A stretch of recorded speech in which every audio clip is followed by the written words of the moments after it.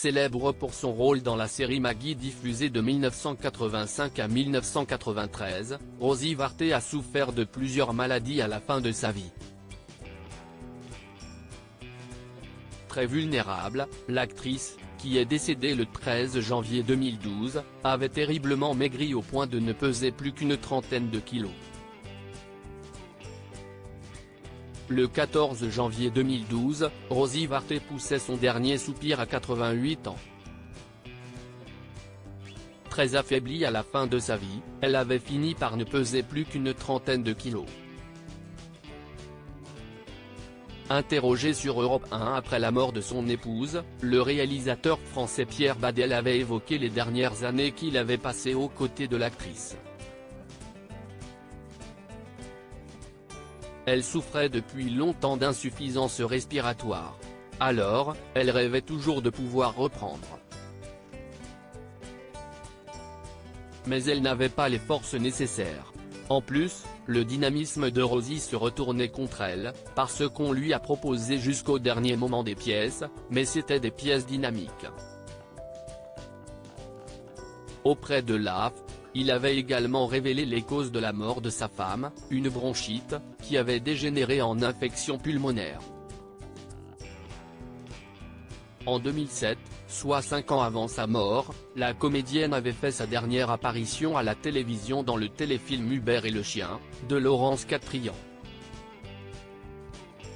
L'actrice, qui avait remporté le 7 d'or de la meilleure comédienne en 1987 grâce à son rôle dans le téléfilm Bonnes Vacances, avait dénoncé en 2005 auprès du Parisien le comportement de France 2 qu'il avait, selon elle, totalement mis au placard. Je suis très en colère contre France 2. La chaîne s'est montrée particulièrement ingrate envers moi, elle ne m'a proposé aucun rôle depuis Bonnes Vacances, avait-elle révélé. Rosie Varté, sa fin de vie au vert durant les dernières années de sa vie, Rosie Varté s'était installée à la campagne avec son époux. Elle avait confié aux journalistes du Parisien adorer pêcher en Bretagne, dans la région de Bénodet, sortir à Paris mais aussi prendre des vacances. Les obsèques de Rosie Varté ont eu lieu dans la cathédrale arménienne Saint-Jean-Baptiste, dans le 8e arrondissement de Paris. De grandes personnalités avaient souhaité rendre un dernier hommage à l'actrice comme Jean-Marc Thibault, Charles Aznavour, Chantal Leitzou mais aussi l'impresario Levon Sayan.